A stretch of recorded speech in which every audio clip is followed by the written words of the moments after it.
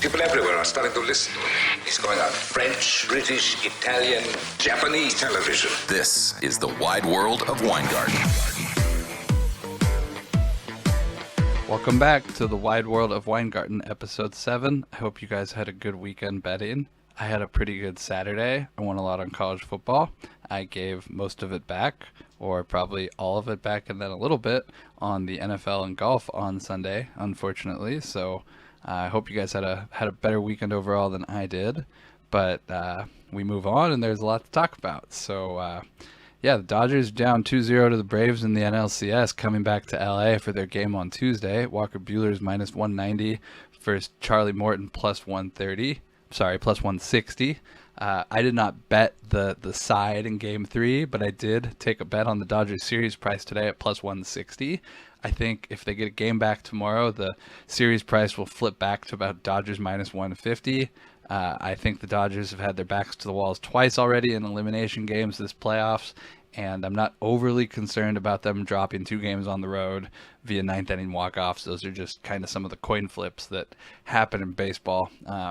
Being down 2-0 is not the end of the world. Being down 3-0 is going to be a bad spot if they get there. But coming back, having the next 2 games at home, a chance to even the series, I think the Dodgers are in a pretty decent spot and getting plus money here. I see a lot of people were complaining last night about Dave Roberts and his bullpen management and bringing Julio Urias in the 8th inning, which is sort of, for me, like, I don't know. I'm kind of tired of debating Dodgers bullpen stuff. You either got to give Roberts benefit of the doubt after this many years and a World Series championship, or you're just going to complain about everything. So I didn't really have a problem with them bringing Julio Urias in when they did. It's just kind of unfortunate that they got walked off twice on the road. So, like I said, series price plus 160. It's a good spot to get the Dodgers plus money if they can even out the series here. On to the Red Sox-Astros. They're tied 1-1, Game 3 today. I bet more Red Sox series price plus 105 at DraftKings. The Game 3 is at Boston. In Boston later today, Red Sox are minus 120 with Eduardo Rodriguez pitching against Jose Urquidy. I think the Astros are going to run out of pitching, and it's just a question of how many games it's going to take to grind them out. You saw they had a lot of pitching problems in the last game, 2 grand slams, 2 innings. The day offs always help teams at this point in the season. You give those relievers and everybody a day to rest, but they still have the same problems. They just don't have enough arms to really get through this series. So I'm on the Red Sox. I bet more Red Sox series price. I'm anticipating a Red Sox Dodgers World Series. Tomorrow we'll talk more about the Arizona Fall League, the prospect league that's going on in Arizona right now. Spencer Torkelson and Michael Toglia are tearing it up. Toglia is a first base prospect for the Rockies. Torkelson, first base, third base for the Tigers, likely going to break camp with them, be one of the AL Rookie of the Year favorites. He was the first pick in the draft last year. Superb talent. Looking forward to talking more about that this week. But really, I just want to jump into the NFL and go through the games. So we have Jaguars. Jaguars beat Dolphins 23-20 in the early game in London. Trevor Lawrence and Urban Meyer got their first NFL win. Snapped the second longest losing streak in NFL history. Dolphins are 1-5, and Tua Tagovailoa hasn't looked great. Lawrence was 25 for 41 for 319 yards and a touchdown. Now has 1,465 yards on the season, 7 touchdowns, 8 interceptions in his first NFL starts. He's currently plus 750 for Offensive Rookie of the Year. And he's really going to need to pick up his performance over the remaining 11 weeks to have a serious shot at Offensive Rookie of the Year. I'd say the Jaguars would need to win probably 4 or 5 more games for Lawrence to have a serious Offensive Rookie of the Year case. Fortunately, they have this post-London bye week to regroup and focus on the upcoming second half of their season. Jaguars have a fairly easy end of the season schedule too for them to look forward to. They have Texans at Jets, at Patriots, who aren't looking like a playoff team, and the Colts are final month. So you could see Lawrence put together a nice stretch of games going into the end of the season and getting some buzz. I have some 10-1 already. Not necessarily looking to add more at 7.5, but he will be there in the conversation for the remainder of the season, I suspect, if the Jaguars could win a couple more games. Packers 24, Bears 14. New quarterback for the Bears, same result for the Packers. Aaron Rodgers summed it up with the "I own you" quote. It's the NFC North is the Packers division as long as Aaron Rodgers is healthy. It was a pretty balanced offensive attack from the Packers this week. They had 31 rushing attempts, 23 passing attempts for Rodgers, 17 completions, 195 yards, 2 passing touchdowns, a late rushing touchdown to seal the game and really rub it into the Bears fans. Rodgers occupies that second MVP tier with Stafford and Brady for me. The Packers are on a 5-game win streak. I'm not really interested in Rodgers' MVP odds here around 10-1. Another touchdown, another game without a touchdown for Devontae Adams. Adams leads the NFL in receiving yards, and he's in a 3-way tie for most receptions with Cooper Kupp and Tyreek Hill, but his lack of touchdown receptions is probably going to kill his Offensive Player of the Year chances. He's 10-1. I bet a little bit on him, but he's really not standing out for me in that field where Derrick Henry's the favorite. Justin Fields, 16 for 27 passing for 174 yards, a touchdown and a pick, added 43 yards rushing. He's about 8-1 offensive rookie of the year. Isn't really good enough for me to consider. He might get a couple wins, but he's going to need a lot better stats than that to have a serious case. On to the Bengals and the Lions. I said it before and I'll say it again. The next time Jared Goff wins a game in the NFL, it will be the first time he wins a game in his professional career where Sean McVay is not his head coach. I'm just going to keep saying that every week because it blows my mind that he keeps getting starts. And it's just crazy to me. Goff was 28-42, 202 yards, an interception, and a 34-11 loss to the Bengals. Their 6th consecutive loss to open the season. I was more surprised the press conference after the game. Dan Campbell kind of called out Goff to the press and said he needs to step up. They expect more out of him, and I totally understand that. But I'm also looking at the team around him, and I'm kind of shocked that Dan Campbell would have the audacity to say that about his quarterback Goff or otherwise. It's such a thankless job being an NFL quarterback on a bad team, and it's the second time in 12 months that Goff's been thrown under the bus by his head coach. I imagine he's probably a little tired of it. And you know, the other side of that, I'd say, well, just play better and do your job, etc. But I could just see it being in a bad situation like the Lions is definitely wearing on everybody, especially Goff. I can't imagine that this is a long-term thing with Campbell and Goff both being there. But I've been super unimpressed with Dan Campbell, and I had high expectations, or even moderate expectations for him being a decent head coach. But so far, I've just been absolutely unimpressed with him, and the way he spoke about Goff after the game just was another check in the negative box for me there. The Bengals, on the other hand, they're 4-2. Joe Burrow looks healthy, recovered from blowing out his knee last season. The decision to draft Jamar Chase over Penei Sewell looks excellent after 6 weeks, especially with Sewell not playing. Excellent tackle for the Lions. Chase is the Offensive Rookie of the Year favorite, under 3-1. Even after his last game versus the Lions, where he only had 4 receptions for 97 yards and no touchdowns. Half of those yards came on 1 reception, a 53-yard catch in the third quarter. Chase has shown the ability to make long plays like that. He's done that every game. Unfortunately, the no touchdowns hurt him. It also hurt me. I bet anytime touchdown scorer for Chase plus 105. I bet it again live at halftime plus 290. So I was out a couple bets there.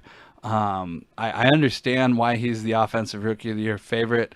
I don't think it's a good bet under 3-1, but with the lack of quarterbacks really taking advantage or taking the lead in this race, other than Mac Jones, who's been average and isn't on a potential playoff team, isn't winning a lot of games. I could totally see why Chase is the favorite. He's currently fourth in the NFL in receiving yards, while having almost 20 less catches than Adams, Kupp, and Hill. But I have no interest in betting him at 3-1 for Offensive Rookie of the Year. If you can bet at FanDuel, or I think BetMGM also has the same number, he's 100-1 for Offensive Player of the Year. And I understand that that's crazy and it's a real long shot, but it's a passing league. There's a lot of games left. The Bengals look like a playoff team. If I did want to get money on him, and if you do think that he is going to win Offensive Rookie of the Year, I would say compare his numbers to A.J. Brown or Justin Jefferson's rookie seasons the last 2 years. And if he can hit benchmark numbers like that, I would totally expect him to be a potential Offensive Player of the Year candidate. And I'd much rather back him at 100-1 in that market than 3-1 in the Offensive Rookie of the Year market. If he does win Offensive Rookie of the Year, I think you could make a very good argument for him being Offensive Player of the Year. Sounds a little crazy, but remember I said 100-1 for Patrick Mahomes' most interceptions last week. That's 10-1 now at DraftKings, 25-1 now at FanDuel. So sometimes 100-1 is just 100-1. You take a shot. Texans Colts, David Mills had 243 yards, 2 interceptions, and the Texans were held without a touchdown. Mills is going to get more starts, but I can't really advocate betting more money on his Offensive Rookie of the Year candidacy, even if you're getting like 200-1. I mean, it's not going anywhere. Colts got their second win of the season, and I have to say I didn't really watch a lot of this game, so the less I say about either of these teams, the better. I'm just not impressed too much with either team this season. Rams 38, Giants 11. Not a lot of good things to say about the Giants either. They let Daniel Jones throw the ball 51 times versus the Rams defense, and he threw 3 interceptions and fumbled twice. It was quite the rough day at the office for him. Cooper Kupp, probably the best receiving option for Offensive Player of the Year. 9 receptions, 130 yards, and 2 touchdowns. Kupp is clearly loving the upgrade from Jared Goff to Matt Stafford. He's probably been the number one beneficiary of that change, except for Sean McVay's mental health. Stafford has had 251 yards and 4 touchdowns, 1 interception on 28 passing attempts. He's an MVP candidate, but I'm not gonna drop his odds for having a game like this against the Giants. It's kind of like what I said about some of Brady's blowout wins versus bad teams. You're expected to throw 4 touchdowns versus the Dolphins or versus the Giants. Like, big deal. It's not gonna really move your MVP numbers. Let's see how they play against better teams. Unfortunately, we won't get to see how the Rams play against better teams for a while, because their next 2 games are against the Lions and the Texans, so it should allow for some more stat padding for Stafford, and he should be one of the front runners in the MVP race going into the Rams bye week mid-November. The Chiefs beat Washington 31-13. I was ready to lead the Chiefs' funeral parade when they were down 13-10 at halftime to Washington. I bet Washington against the spread money line pregame. I bet the second half under, and Washington again at the half. Lost a bit of money on this game. Kind of looks stupid. Like I said, it looked a lot better at halftime. Patrick Mahomes threw for 397 yards with 2 touchdowns, 2 interceptions. He has 8 interceptions on the year. He's currently tied with Trevor Lawrence for second. Only one behind the leader, Zach Wilson, at 9. DraftKings cut his most interception odds from 100-1 to 10-1, still 25-1 at FanDuel, so I guess sometimes it pays to listen to me. I've been consistently unimpressed with Washington on and off the field this season. I was unimpressed with their hastily thrown together tribute for Sean Taylor in an attempt to deflect some of the recent bad press surrounding the team and the Gruden email scandal. It was kind of gross to me, and I tried to think about it as little as possible the more I thought about what they were doing. This is probably a situation where Washington would benefit from moving on from Ron Rivera sooner than later. They don't have a quarterback, but it's going to be hard to attract top-tier talent that wants to work for Dan Snyder. That's always been the problem. It'll probably remain the problem. Vikings beat the Panthers 34-24. 28 in overtime. Both of these teams have deficiencies that are going to prevent them from being serious contenders, but at least the Panthers are kind of on their way up, while the Vikings are kind of stuck with Mike Zimmer and Kirk Cousins, and no one's ever going to really convince me that that's going to be a winning head coach, head coach, quarterback tandem. Panthers offensive coordinator Joe Brady will be a head coach in the next year or two once he finds the opportunity he likes. In the meantime, I don't think either of these teams are going anywhere the rest of the season. The Chargers flew back east and got the crap kicked out of them 34-3 by the Ravens. Aside from a touchdown before halftime, the Chargers were never really in the game. Justin Herbert had one of the worst starts of his young career, 22-39 passing for 195 yards and a touchdown and an interception. He led the team with 2 rushing yards for 12 touchdowns to kind of give you some context to how thoroughly dominating the Ravens were. They just bottled up everything. Not a great game for the Chargers, but they'll have some better situations coming up. Lamar Jackson was also a fairly pedestrian 19 for 27 for 167 yards with touchdown, 2 interceptions, 51 yards rushing. The other side of that is he didn't really have to do anything. Game was a blowout pretty much the entire time. Like I said, the Chargers were never really in it. They just didn't show up. His performance didn't move the needle on his MVP odds, but I'd be happy to bet more on 12-1 this week, especially Rashad Bateman made his debate, 4 receptions, 29 yards on 6 targets. He'll be a guy who I'm looking to bet first touchdown, anytime touchdown in the upcoming weeks. Won't be an offensive rookie of the year contender. Odafe Oweh, excuse me, he didn't appear on the stat sheet at all this week, but he saw his defensive rookie of the year odds drop to 8-1. One of the favorites. He was on the field for 73% of plays versus the Chargers. He does appear in other ways that don't generate statistics. He has a pretty nice pass rush win rate. I've been impressed with him. I think 8-1 is a more reasonable price than what he's been the last couple weeks. Another important note on the Chargers, I said they'll have some easier situations coming up. The Chargers have played the second toughest schedule in the NFL, strength schedule-wise, to start the year. That schedule drops to 29th going forward, so that's something to look forward to for them. I still like Staley for Coach of the Year. He's still plus 450. I think they have a lot of contenders and a lot of different markets. Asante Samuel Jr. for Defensive Rookie of the Year. They're still live to win the division. It was just a bad week. They'll get over it. Cardinals beat the Broncos 37-14. Kyler Murray remains at the top of the MVP board with 20 for 30. Passing day, 229 yards, 4 touchdowns. He only rushed 7 times for 6 yards, and it's definitely been by design that Murray is running less to keep him healthy and to expose him to less opportunities to get injured. I'd still rather bet Lamar Jackson at 12-1 over Kyler Murray around 5-1 here. The Browns defense is the main focus of my attention this week.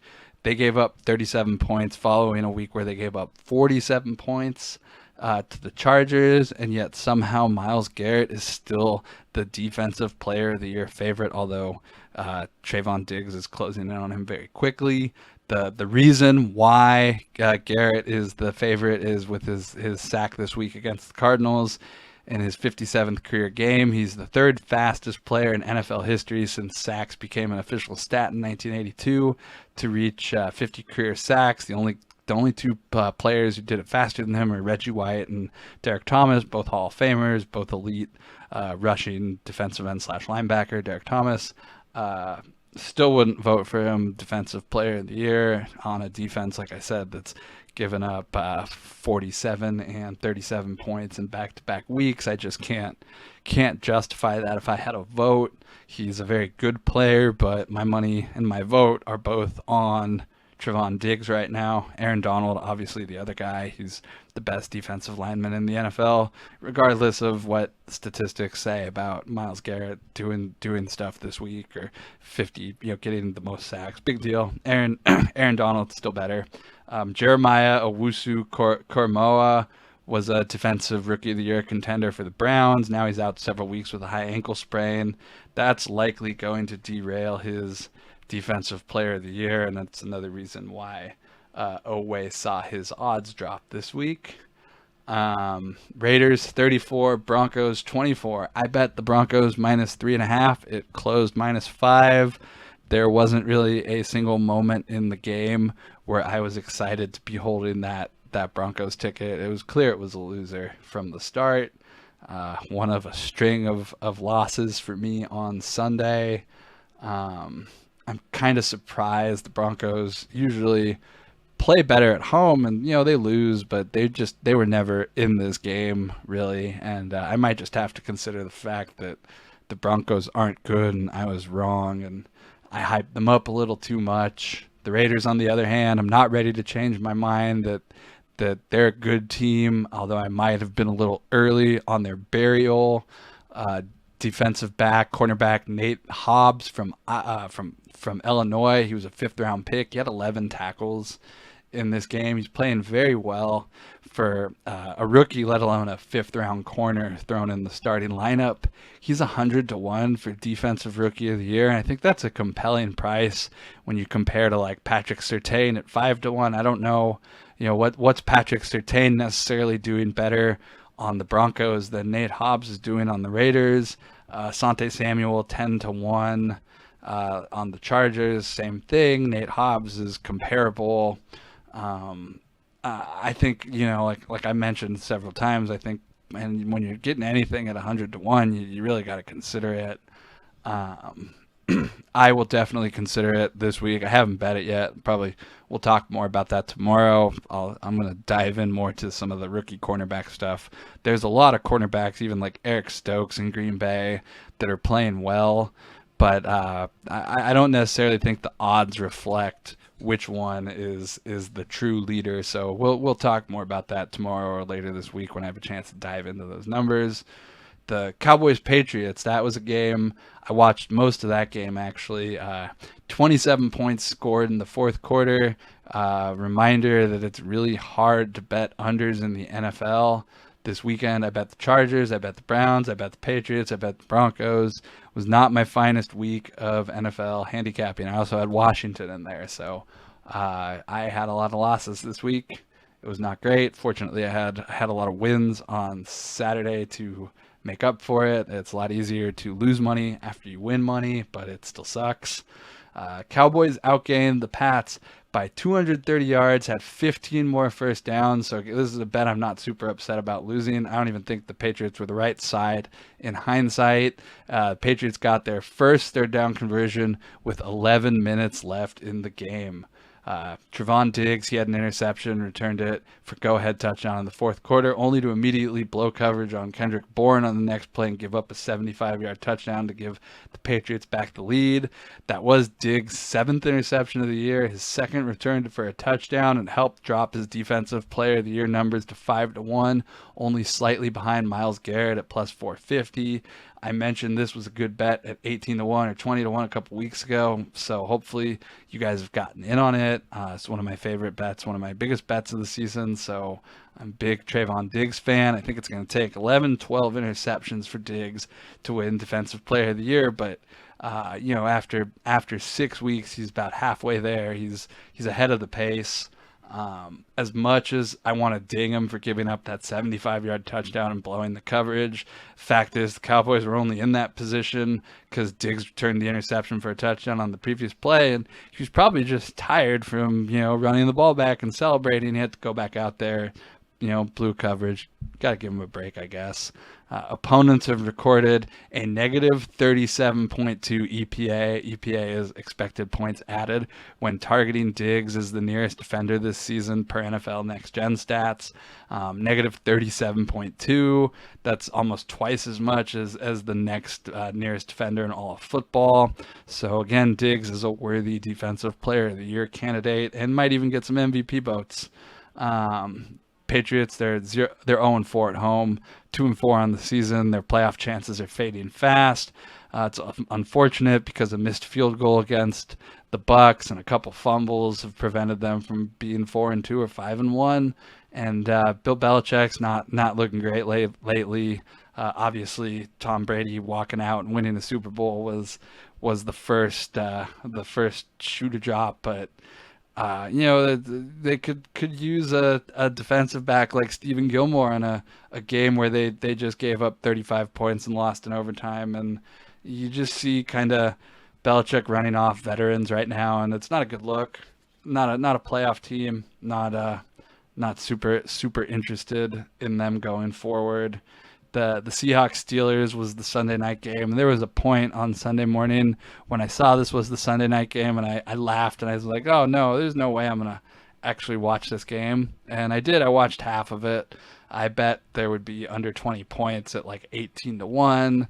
It was never really live. They scored some touchdowns before halftime. Typically, you need a 0-0 score to really feel good about one of those bets going into halftime. I didn't get that.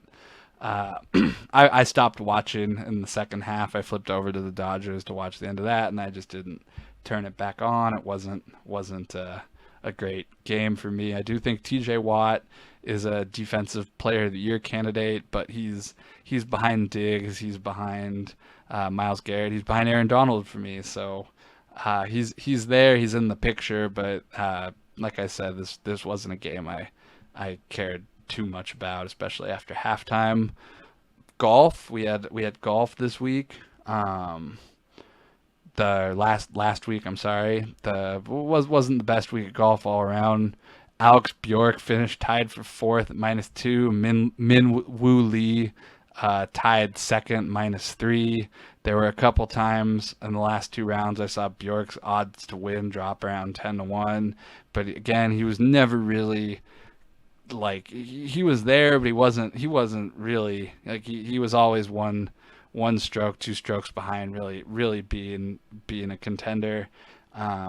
I really did like that bet at 100-1, and you know it's a good bet because now he's 25-1 this week in the next PGA Euro Tour event.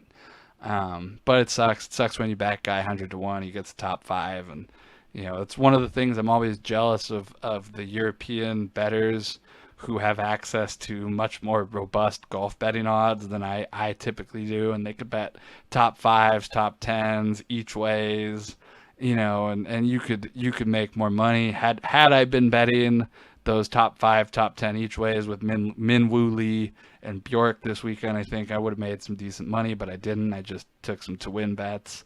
I don't actually know how I feel about Min Woo Lee getting second. Had he won, I probably would have been more upset that I backed him at 60-1 instead of 100-1.